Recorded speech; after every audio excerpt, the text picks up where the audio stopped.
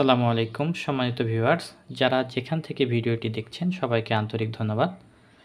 আজকে আমি উপস্থাপন করতে যাচ্ছি আমাদের চ্যানেলে 16 নম্বর ডিজাইন। এই ডিজাইনটি আমরা সাজিয়ে দিয়েছি সুন্দরগঞ্জ সিচা গাইবান্ধায়। খুবই আধুনিক মডেলের একটি বাড়ির ডিজাইন আব্দুর রহমান ভাইয়ের জন্য।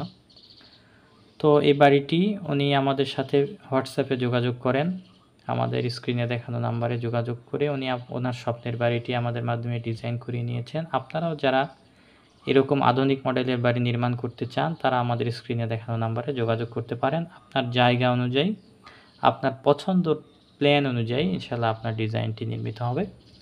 তো এটা হচ্ছে আমাদের বাড়িটির সামনে থেকে এক কর্নার লেফট অ্যাঙ্গেল পার্সপেক্টিভ।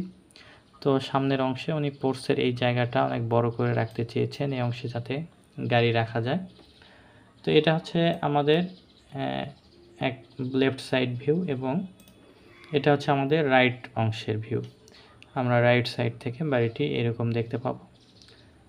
তো আমরা এখন এটা হচ্ছে আমাদের টপ ভিউ।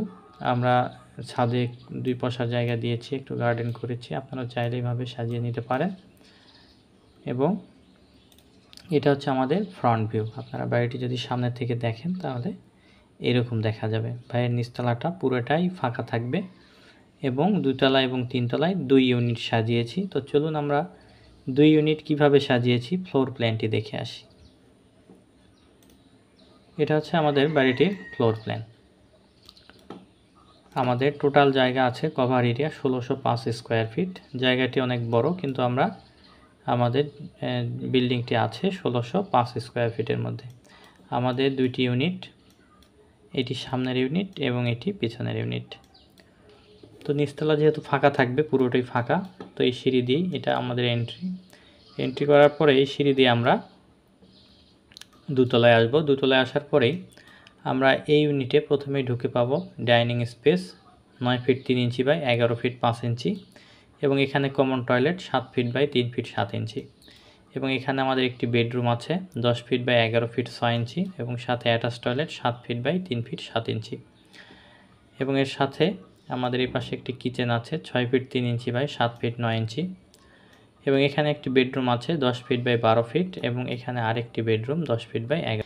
এই টোটাল এই পাশে 3টি বেডরুম, 2টি টয়লেট এবং একটি কিচেন ডাইনিং সহ সাজানো আছে এবং এই 2টি রুম থেকে বারান্দা সংযুক্ত হয়ে আমরা পোর্সে আসতে পারবো, যেটা আমরা 3D ভিউতে দেখছিলাম যে এটা হচ্ছে আমাদের বারান্দা সহ। আমরা এই 2 পাশে 2টা বারান্দা এবং এই মাঝখান থেকে আমরা পোর্সে আসতে পারবো এই বারান্দার সাহায্যে। এই বারান্দা থেকে আমরা পোর্সে আসব।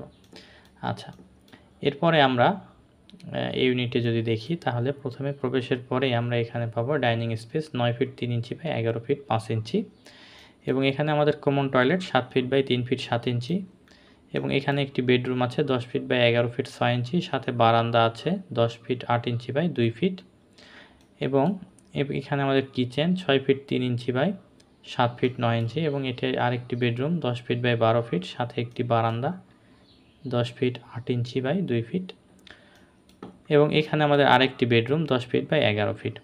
তো মোটামুটি খুবই অল্প পরিসরে 3টি বেডরুম দিয়ে ওনার চাহিদা মতো উনি যেভাবে চেয়েছেন সেভাবে আমরা ডিজাইনটি করার চেষ্টা করেছি, বাইরের এক্সটেরিয়র ডিজাইনটি আকর্ষণীয় করার মাধ্যমে।